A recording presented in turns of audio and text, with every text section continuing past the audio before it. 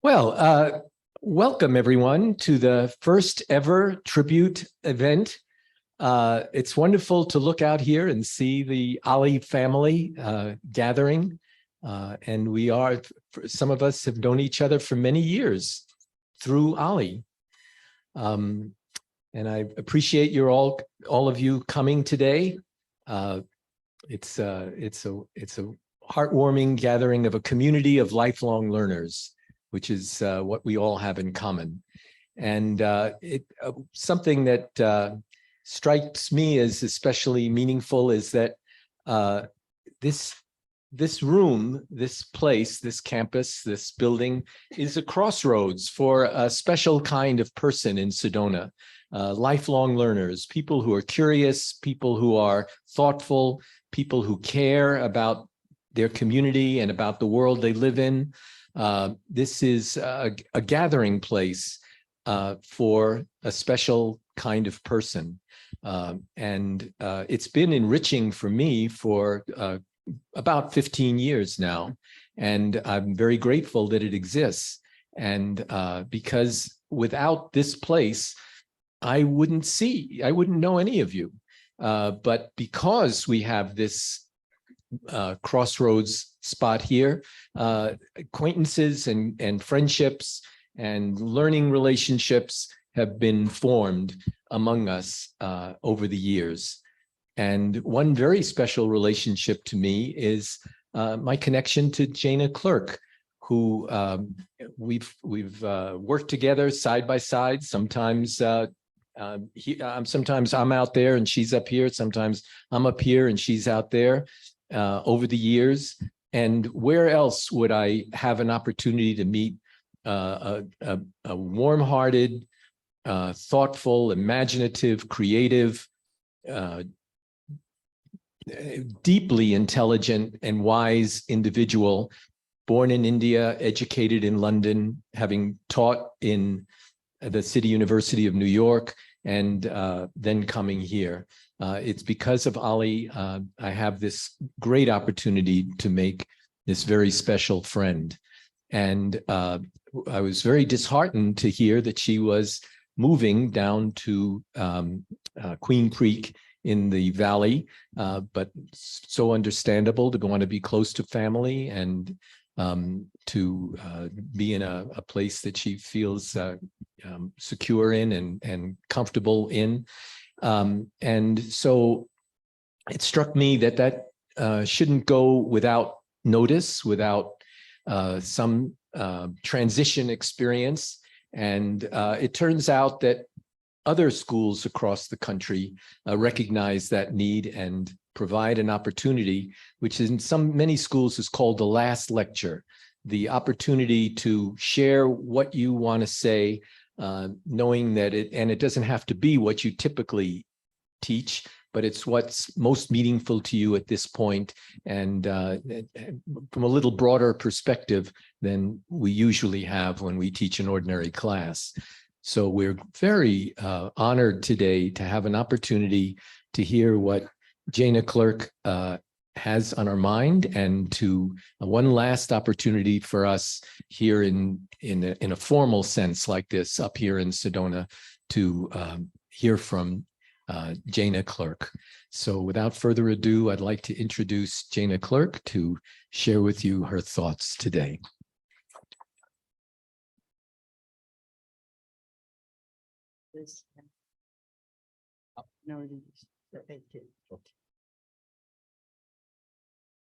Well, thank you so much. Sort of last lecture. Oh, how can you stop me talking? Okay, well, all right. So I'm here, and thank you so much for inviting me and thinking of it. And today is what, the 4th of March, I left Sedona. And this is my first visit since then. I drove up the day before yesterday, who cares? And it was really, I miss Sedona. I said, did I make the right decision? I mean, I'm still here. My house is still here, by the way. So, and I have this place in Queen Creek where I live. And in the middle of this move, when Linda asked me, what will be the topic of your talk? This is my last lecture and topic of his talk. I'm in boxes here and everything haphazard. I have no idea about this. So I said, all right. And that's when I sent her this title, Footsteps to Sedona and Beyond, because that's my actual living right now. That's what I'm doing right now. So I said, okay, let me share some of these thoughts as I just go berserk with all these activities that I can handle, uploading this, downloading that with this and that, etc. And I had to take my nephews or nieces' help to get all these things done. Anyway, and ironically, I am the standard bearer of technology. Some of you know that my last book is called 2084, The Dance of Technology and Consciousness. So I am a great believer in technology and the power of technology. I can't handle it myself, but that's a different story. And I need help. And that is where my age comes in. And to this group, that is a major issue too. As we age, what do we do or not do or can't do? So all these things are also part of my problem. And I'm trying to settle and handle all that as we all do. Anyway, so trying to put these thoughts together, I said, my transition to Sedona and now beyond. Some of you know, but many of you don't.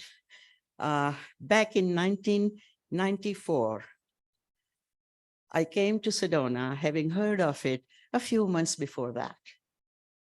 And my plan was to be here for 3 days, and go to the Grand Canyon for 3 days, and go back to New York, where I had lived and have lived. I had lived by that time about 25 years and had taught there and all this. So that was my stopover from Mumbai to London to New York. So that's what I was. And the next stop is Sedona. So that's how my trajectory has been. So that was the plan. And on the 7th day in Sedona, I had not yet gone to the Grand Canyon, and I had bought a piece of land where my house stands now, which I left 2 months ago, 4th of March. So that has been my trajectory. And so, you know, it's kind of a little rough on the psyche as to what I'm doing and why am I doing, et cetera, et cetera. And I think some of those questions are relevant to many of you, because we all go through this stage of life when there are certain decisions we make and all that. So in addition to that part, there is something that I recognized that I had not. You know, one of the biggest advantages of being old is you can look at your life fully from age, whatever, 5 or 6, whatever you remember, and you can see who you have been or what you have been about. And that is the privilege that I got. And I started looking back. What have I done and how did that happen, and so on and so forth. So that will explain to me who I am now, so that I know where I'm going, hopefully. So that is the part I started working on, and that reminded me of something that happened to me back in 1957. In 1957, I was about 21 years old. And Russians had put Laika, the dog, in Sputnik. That was the first living creature in a spacecraft. And that year, I wrote a funny article for a local newspaper in Surat, my hometown in India. I had just gotten my master's degree. I was 21 years old. I was writing funny things, you know, funny articles and comic articles and things like that. And I wrote an article for the local newspaper about young college undergraduates trying to plan a vacation, their summer vacation.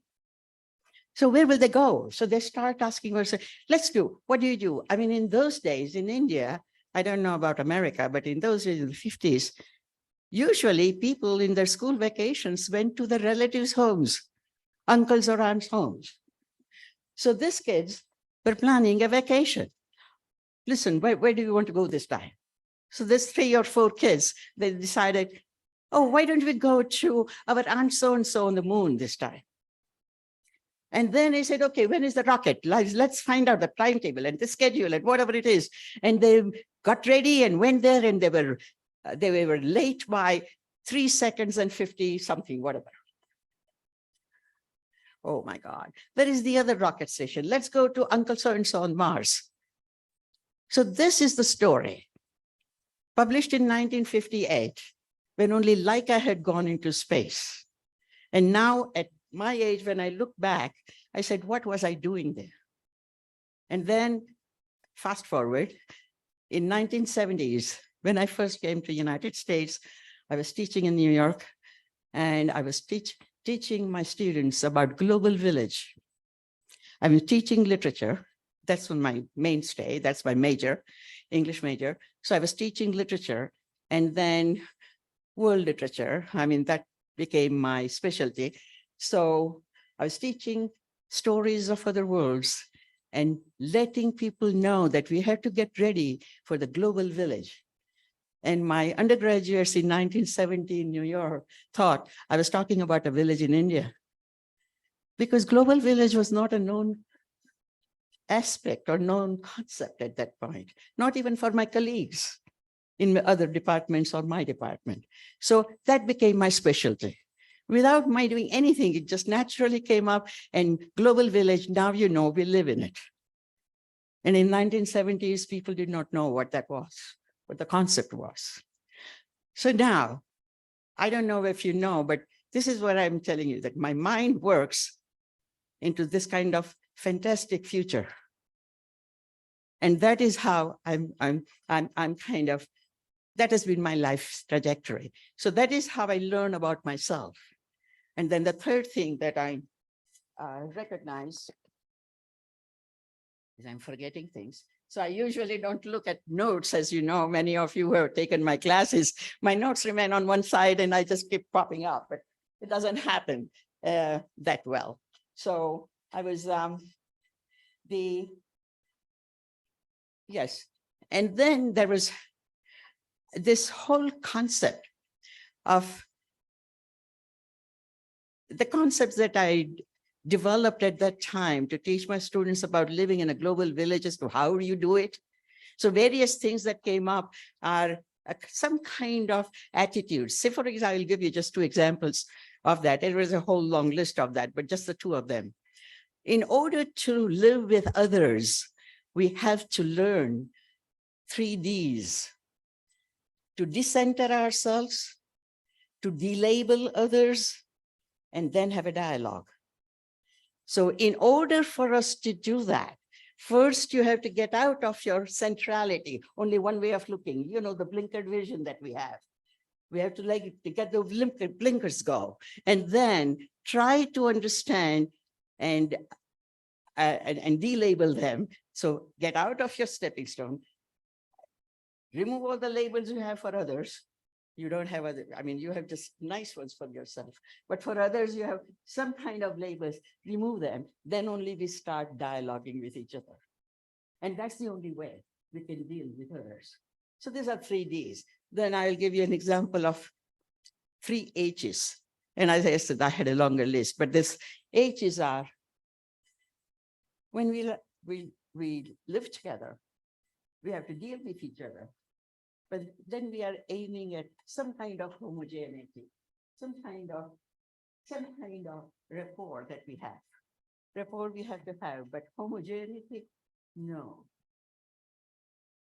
Even hegemony, and some people will talk about hegemony. I'm controlling you, you do this. So no hegemony, not even homogeneity, but harmony. In harmony, so these are the 3 H's. Harmony, you know, in musical harmony, all instruments play their own tunes, but they create harmony. They have all, it was the, and that is the way we have to learn to live.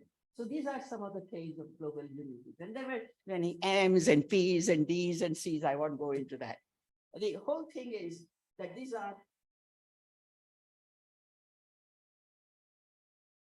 were my footsteps before I came to Sedona. Not going back to our theme. Footsteps before I came to Sedona. That's what I was doing in New York.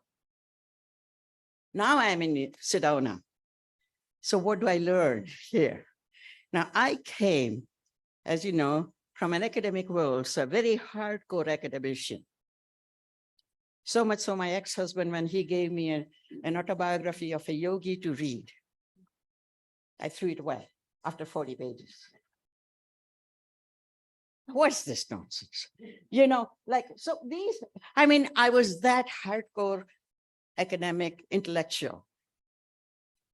And then I was in Sedona. Now, I don't have to tell you that story, what Sedona offers, right? And so then I started opening up myself to so many other things that Sedona had to offer. And also, many of you know Laura Wynn, one of our, yes, who passed away a few years ago, Laura Wynn. When she saw me, met me for the first time, and she said, what are you doing here? And I said, well, I just want to get to the best that I can in my life, the best level, spiritually, and the best that I can be in this lifetime. That's what I want to do. God gave you birth in India with all the riches and all the heritage and all that. You decided to kick it all and went to England and studied English, and then you're just like westernized. Now, remember your roots and get it together. So that became my journey in Sedona. So these are the footsteps to Sedona, where this Descartesian world of either or and two things, you know, like that part became a little bit, it was modulated.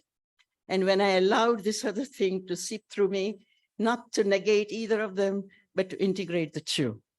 And that is what my life in Sedona had been trying to. And then OLLI happened, so that was a platform, and there are so many other groups, and I know so many of you for many, many years, so we're communicating and all that. And then, before coming to Sedona, I had my publications in academic world, including the college textbook published by HarperCollins of the literature of the non-Western world. And it is literature from 60 different countries. 60 different countries. I'll put it the other way out. All countries except Europe and America. Because usually for comparative literatures, you had only Western comparative literature. And this book was to make up for that loss and that gap in the academic world, which is why HarperCollins had commissioned me to do that. And I did it with a friend of mine, Ruth Siegel. She's passed away. And it was a wonderful friendship and a wonderful creation of writers from 60 different countries, covering about 23 different languages, and with poems, plays, stories, essays, etc. Anyway, so that was academic. Now, when I'm in Sedona, my first book that came out was now about talking about comparative religions, love, humanity, and all these things. It is a story of Jesus and Mary Magdalene, who modeled their love on Krishna-Radha love relationship, the Hindu god and his consort. So here, cultural, religious mix, cultural mix, and it's fiction. And I came from, we all know, fiction is often truer than fact. And that is where the messages are conveyed by writers. And so that was that mix. So now East and West, right and left, etc., are all getting together, including two religions, because that was my doctoral specialty, was in comparative religions and comparative literatures at Columbia University. So I'm using all these things in a different way in Sedona now. So these are my Sedona steps. And then The third thing that happened is again now the East-West, and I spoke to you about technology, how technology and all these things emerge, and then it's neither this kind of consciousness has now become the mainstay, as you know, from whatever is happening. Consciousness was considered to be, whether it is science, fact, they write, see, where is it? In the brain, here, in the head, they can't find it anywhere. And then now, you know, everywhere there's something. And would you believe how this coincidence happened? I was getting ready. I drove up from Queen Creek day before yesterday. I'm staying at a friend's place here in West Sedona. And I got ready to come here this time. And I had nothing except like this piece of paper and my purse. And I said, I wanted to say hello to people here and all that. So I came here an hour early. But I could not come without a book in my hand, right? I mean, I had to have something. I said, what will I do if I don't find anybody? And I'm sitting there, I want to read something. So from my friend's bookshelf, I was just looking at something to pick up from there. And she said, oh, these are these journals. No. And what did I find? One Mind by Larry Dossey. And that is in my notes here. That's what I'm talking about. And I find this book on her shelf. And this is a scientist, a doctor, Dr. Larry Dossey, most of you have heard his name. Back in 2013, I was looking at I was familiar with the book. I forgot when he had written it. It was in 2013. And he's a doctor, writes about consciousness. And that is the title. How our individual mind is part of a greater consciousness and why it matters. And that was my theme here about what I'm doing now, because I said, footsteps to Sedona and beyond. The beyond is this consciousness that we have. That's the ultimate reality. Each one of us is absolutely unique and absolutely a part of that consciousness. And each individual has to reach to that level of awareness where you feel that oneness. And here is a doctor saying the same thing, how you do it. And for the Sedona people, I don't have to say anything more. Some of you don't believe in it, some of you don't, as I did. But then I grew.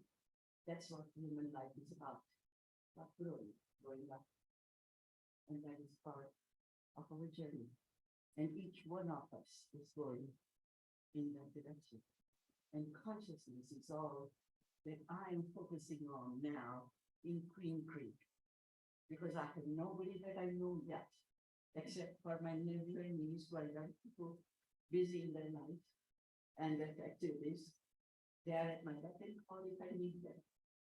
But I have to find my own feet on the ground. Most of them are in my house, in my loneliness. I hardly know anybody there. So, and I said, okay, what am I going to do here? And then again, reminds me of the question somebody had asked me when I decided to come to Sedona back in 1994, when I bought that piece of land. One of my colleagues there had asked me, Jayana, what will you do in Sedona? And I responded right away, the question is not to do, but to be. And I turned my head and I said, you said it. I didn't. But it just came. So it is all about being, not about doing. Doing is just a lame excuse. We have to get up in the morning and get ready and do something, but it's all about being. And so now it's all about being in a real sense that I will have to do in Queen Creek. Because really, literally, I don't know anybody there. And like many of us felt that during COVID time here, I mean, there were days, and even now in Sedona, when I was here, there were days when I didn't speak a word unless I called somebody. And then in COVID, we were not communicating with people anyway. So that became even more intense. And then we had to find ways to do it. So that is our journey about being. And that is the beyond. And I guess I've said enough. And people have probably something to ask or say something. So thank you for letting me give my words.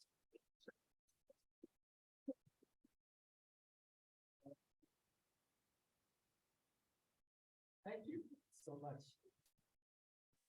Okay, thanks so much. It's just great to hear from you and to hear about your journey. And it's a remarkable journey that we're all on. I would bet that many of you are not necessarily thinking to yourself, what did my parents do at this age? And I want to do the same thing because they set the model for me. I bet that applies to only a small fraction of the people in this room. I bet for most of us, we're creating a new life stage, a new way of living at this point in our lives. Most of us are retired, or at least semi-retired, and devising a meaningful, heart-filled, thought-provoking experience for ourselves. And OLLI plays an important role in that. It's a community institution that didn't ever exist before. And now it's here and we're engaged in it, taking advantage of it. And for some of us, it's been quite a while now. And for many of us, I would assume that at some point along the road, you attended a program, another program, an earlier program provided by Jayana Clerk. And I wonder if I would imagine that at that program, your mind, your knowledge, your awareness of the world in which you live expanded a bit, that you were introduced to an idea, a tradition, a point of view that you didn't know before. So I am, and that is very much what OLLI is here for. Jayana has played a role, that kind of a role in many of our lives, shared with us something that without Jayana providing it, we wouldn't understand nearly as well. We wouldn't be aware of. So I wonder if there are people here today who, as you were listening, had flashbacks to a moment when you were in this room, or probably usually in this room because it's the largest room and Jayana always attracted the largest numbers of participants here, that you recall learning something, expanding your awareness of something, gaining a greater appreciation for something because you were together in this room with Jayana Clerk. What memory pops into your mind of a previous encounter with Jayana related to something that expanded your world and enriched your life? So I wonder if a few of you might be willing, this is not planned or arranged. So I wonder if you might, a few of you had a flash of a memory of a time that you benefited from the knowledge and experience that Jayana Clerk brought to you. Would anybody be willing to share that with the rest of the group here? Marge? Oh, Judy? On the way? Okay. So you're living in the present. Here's a present experience. And this, my present is being here with Jayana. I have so many memories that go back many, many years with the beginning of OLLI. And she's like a mentor to me, but the one big highlight, of course, I became interested in India. And I actually took a trip to India where Jayana was on the trip. And to make it even better, her cousin was there. And here she is with her education. Her cousin was it art, right? And then we had the tour leader too, who didn't have a huge big ego, so he let them contribute. So I can't think of a better way to go to India and see it through Jayana and her cousin's eyes. And then turns out she's my neighbor too, close by. So I just couldn't miss today. And she's just created so many memories in the time I've been in Sedona and with OLLI. I can't even think of all of them other than reading the book I love both of her books. And yeah, I learned a lot and I'm still learning, but I really believe I'm kind of where you are right now, Jaina. I think part of it is the age that I am, but through COVID and everything, I've become more content, but not complacent. I'm still ready for adventures, but we need to let go of all this stuff, and then just trust. You're going to meet the right people where you are. I meet people every day that you just, it's just a magical time to be in right now. And it is a miracle that we're here. We're all so unique. Just the fact that we're here is a miracle, right? Yeah. Okay. Well, that's enough of my talking. Right. Thank you, Judy. And I just have to add one more thing. Judy mentioned my cousin who was with us in the trip to India. And thereby hangs another story. Both my books, The Ultimate Love Story and 2084, the cover page design is by Jyoti. And she had, for the love story, she had sent me my birthday card. She's an artist, so she had painted it herself. And it was my 70th birthday card that was already there before the book was written or even conceived. And the same way for my 2084 book, the book was written and then I was looking for a cover page and all this. And sure enough, Jyoti had given me a wall piece of ceramic and painted and all that was hanging in my house. It was there. Now it's in Queen Creek House. And that became the cover page of that book. So the cover pages were ready before the books were even conceived. I thought I would just add that. So this is about the magic of living in the present. So I wanted to add that. Yeah, there's been a lot of magic in your life, and we're all grateful for it. Marge? Jana, you and I were in a discussion group, a book discussion group for the Wilkerson book Cast. Oh, yes. And then you needed to have an OLLI class to explain to us Cast from one who lived it. And I appreciated that. Thank you. Really? Sure. Hang on.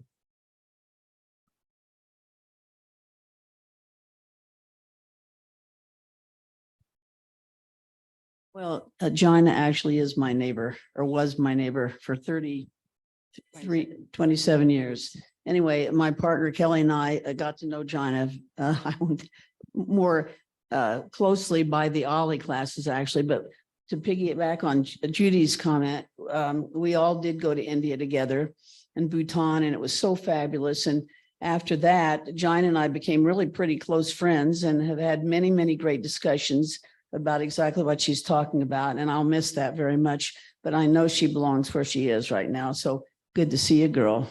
I love you, but do well down there, and I'm sure you will. Thank you.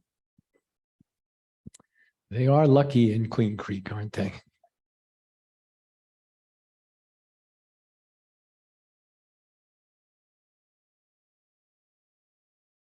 Hi, Jana. You were one of the first people I met in OLLI. And 2013, this was my first year in OLLI, and I met you at a class we took with LV. You should rest in peace.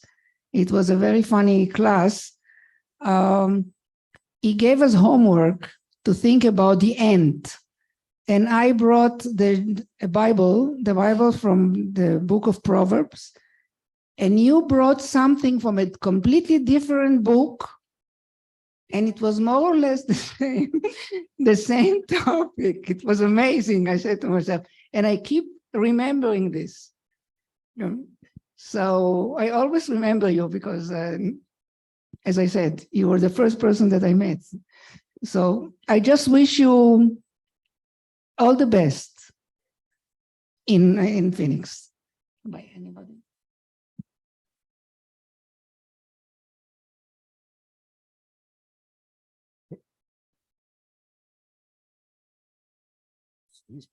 If you want to respond to anyone, feel free to Yeah, do that.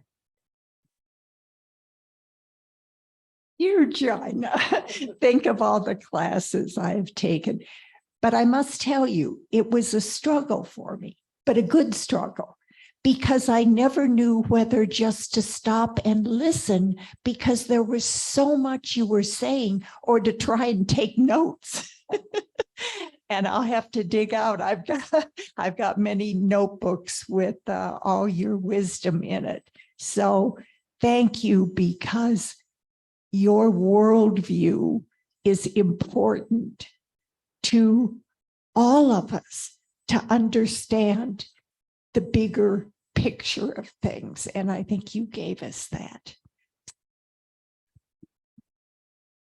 Hi, Joanna. Actually, one of the most important aspects of my life was a freshman college class in comparative religions.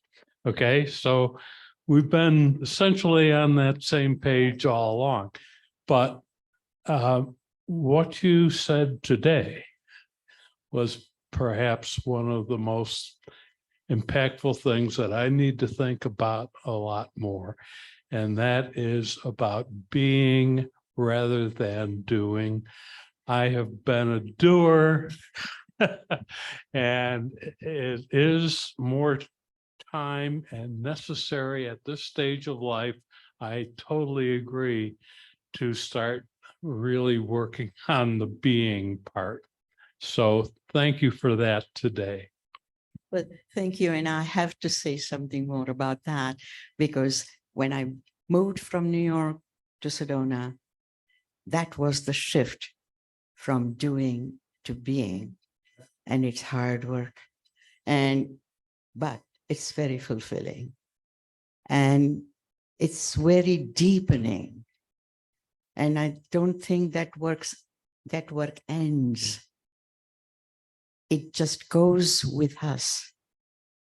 And that's why I often have said and written, death gives shape to life, each individual's life. Because till we die, we keep growing. We could go down, up, whichever way, but something is changing. And when death comes, that life is shaped. Till then, it's a continuous flow. Very important. Doing and being may be just 2 words, but when you live it, it's a totally different experience. And I feel it every day. Sometimes I forget, and I remind myself. That also happens. Thank you.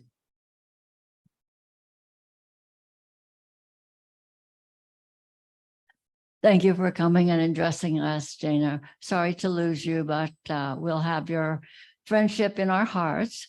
And I know that all of us are in your hearts too. I took your first AI class, which really expanded my horizon. And if you have a moment or two to just give us your opinion of the current controversy concerning whether or not AI is harmful or is going to be helpful to us. Do you all want me to respond to that? Please do.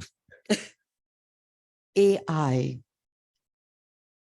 I just want you to stretch your imagination. AI is no different from fire or water. Fire, would you say, is helpful to us? Could you imagine even our life without fire or water? But that fire can be forest fire, takes so many lives. That water can be a hurricane or whatever, take lives. Everything has 2 sides. So does AI. And AI is not like water or fire that acts on its own. We use it. And then AI is created by humans. And therefore, AI is not an outside force like a monster coming from another space attacking us. AI is our creation. And we have done heinous things and divine things with our tools. And I just have to, it's not directly connected, but very relevant that I wanted to make clear. Just imagine, our life is always full of the positives and negatives. The age that created Hitler also created Gandhi. They were contemporaries. How did that happen? So devilry and divinity both coexist, and you have a choice. And that's how you take it. Nothing is purely evil. Nothing is purely good in the sense of humanity. I mean, yes, I'm not saying anything saving grace for Hitler. What I'm saying is humanity. Humanity produces Hitlers and Gandhis practically at the same time. And there are many such things. I mean, this comes to my mind, and I have used that in the past, so that comes readily to me. So AI, Trudy, is also not a kind of an entity by itself that is going to be a monster or an angel. It will be both. And it depends on how far humans advance, what we do with it. What did we do with nuclear energy? Nuclear weapon or nuclear energy? Again, our choice. It's always a choice. And humans have made that choice and have suffered for that and have been redeemed by that too. And the saga will go on. And that is where each individually, we will have to make our decisions. And yes, another part that I have often used, you know, there is mass shootings that we are talking about and killings. That's our everyday reality in our country these days. Sometimes we can't explain it, that other countries have more people and that doesn't happen with such frequency or such ferocity, but it happens here. So how does it reflect on us? You know, there's so many things to think about, but just think of even one shooting. Right there are two things happening. In mass shootings, when the person is just mindlessly killing people, there are others who are saving others' lives at the cost of their own. In the same scene, in the same place. That has happened too. So devilry and divinity of human beings are the issue that we have to address ourselves. And that's where we may or may not get any definite answer, but our individual answer. And one thing is certain, that each individual, literally each individual, we are 8 million or whatever, 8 billion now, and we might be soon 10 billion in a few more years. Each one of us is unique. Even two identical twins are not similar. So remember, for always, each one is a unique person and has to take responsibility for unique decisions that we make and the unique journeys that we make. And sometimes we aim here, may not reach all the way, but then there is always another life.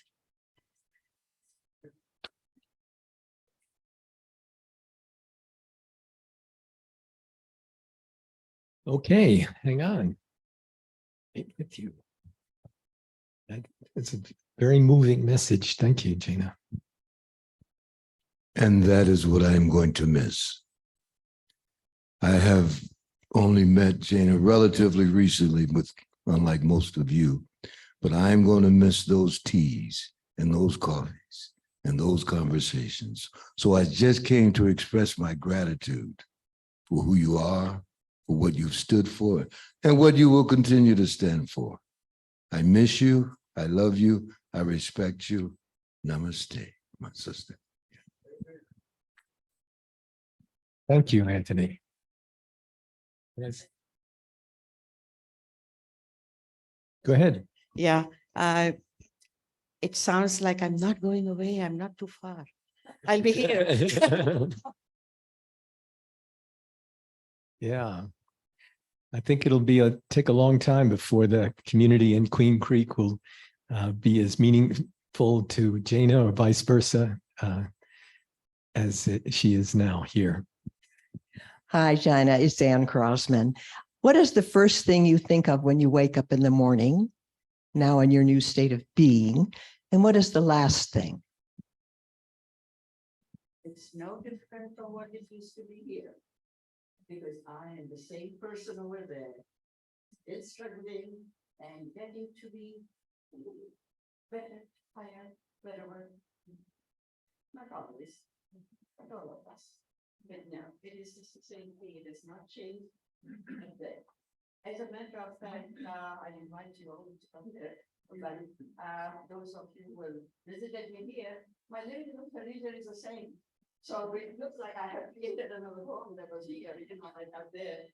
Some of the furniture is changed, but the living room is the same. And I'm all set, so it's the same. I don't know what you had in mind there. And when you asked me, but I am there out of my practicality of my age to be close to my nephew and niece who are busy in their lives.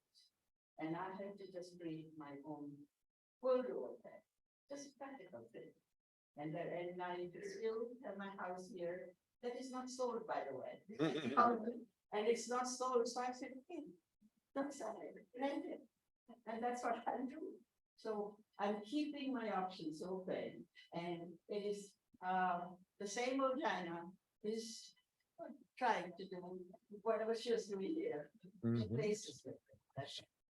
No, I meant, do you say something as a silent prayer or meditation when you wake up in the morning and when you fall asleep? So in other words, it was probably the same, yes. And I just do say this. That I am the part of the universe.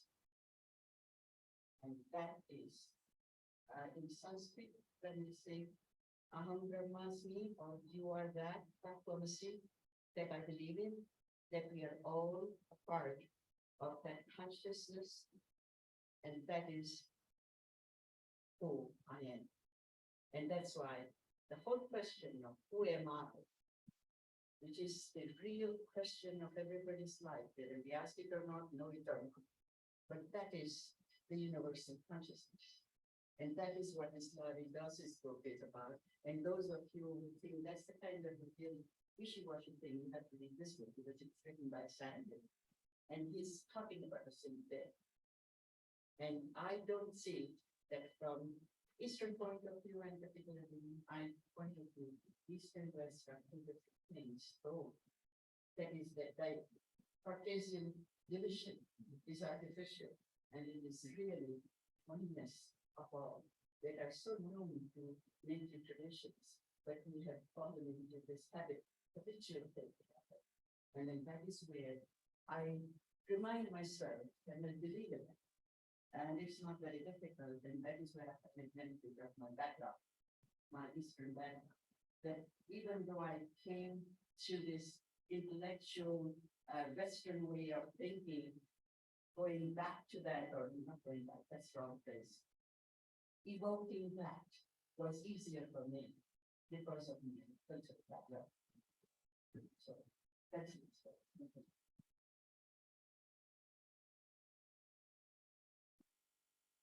Yes, Jayana, not a testimonial, but part of your consciousness and intersection. My great aunt taught me comparative religion when I was 13. She wanted me to have that. And why? Well, she got her master's degree in theology from Columbia. So the intersection of lives, Columbia and Columbia, comparative religion, all part of the consciousness. Now, I do have something for you to ponder on, though. I mean, my being is doing, and I don't ever see that changing. You know, my being is doing.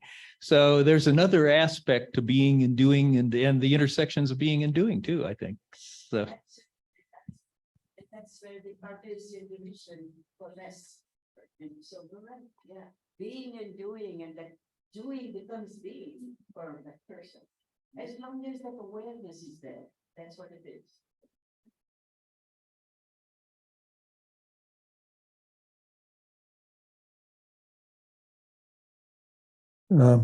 Jana, you're just amazing. Every time I hear you talk, I pick up something which gives me an insight that I never had before. Something you said in your speech earlier on, you said that fiction was more real than fact. I'd like to extend that a little bit and say that fiction becomes fact after a while. Sometimes it only takes half an hour on a news broadcast, or sometimes it goes from Jules Verne to President Kennedy and trip to the moon. I'd like to thank you from that thought, and if you'd care to expand on it, that would be great too. Thank you.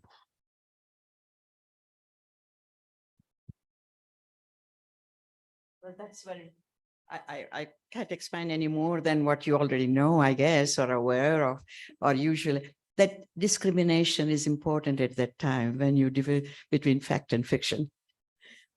And discrimination is a very important talent that intelligent people, emotional and have to keep awake.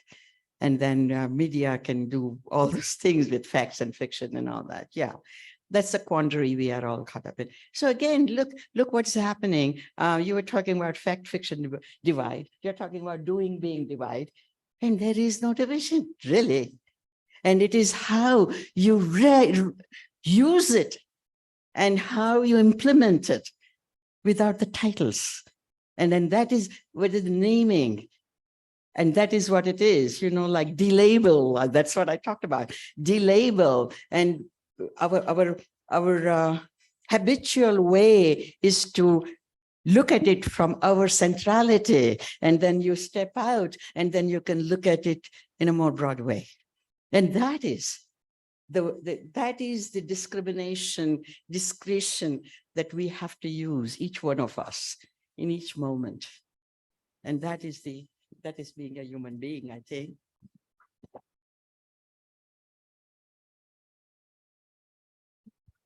Well, thank you so much for your contributions and your sharing and all you've provided to us over the years and today. So let's recognize Jana for all she's contributed to our community.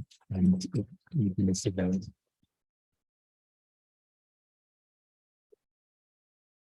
Wonderful. Yeah, I want to thank everyone for coming today. And really, Jana is exemplify this moment. This gathering is exemplifies what OLLI is. Because of OLLI, we got to know Jana, and she got to know all of us. And this kind of event never happened before at OLLI, but now it's happened, and we were inspired to do it because of all that Jana has done. And I think Jana's contributions are in content and in her energy, her vitality, her warmth, her generosity, her kindness. We've all been nourished by it and benefited from it. And I think in a way, this has contributed a step in the direction of a strong revival and rebirth and renewal of OLLI as a community of people who love each other and care about each other and wouldn't know each other if it hadn't been for this opportunity to connect. So thank you so much. And I have a feeling that Rick Rokash, our president of our leadership council, has a few things to say. Thank you, Paul. Good afternoon, everyone. Paul is the toughest act to follow, I swear. Okay. Everything he just said, ditto from all of us. Okay. We have a couple of things for you. First, let me give you this little bag of goodies. Okay.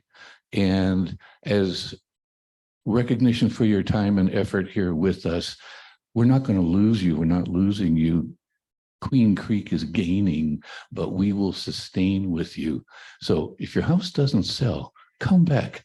Let's do a conversations with Jana. Okay. So Paul, keep that in mind. Okay. So let me just read to you all a certificate that we have collectively prepared for you. Okay. It reads, certificate of appreciation presented to Dr. Jayana Clerk for her many years of service as a loyal member and facilitator, her deep and compassionate understanding of the world, and for her dedication to the Sedona Verde Valley community of lifelong learners as dated today. Okay, now, you notice I'm holding it backwards because it's blank on this side. We're going to provide opportunity for you to put a few words here that Jayana can take with her. Now, there's a lot more of you than there is a space here. So don't worry about that. If we run out of space, we'll grab a couple of blank sheets of printer paper and you can write on those and we'll just tag them to the back. Okay, so Jayana, Thank you so much. our pleasure.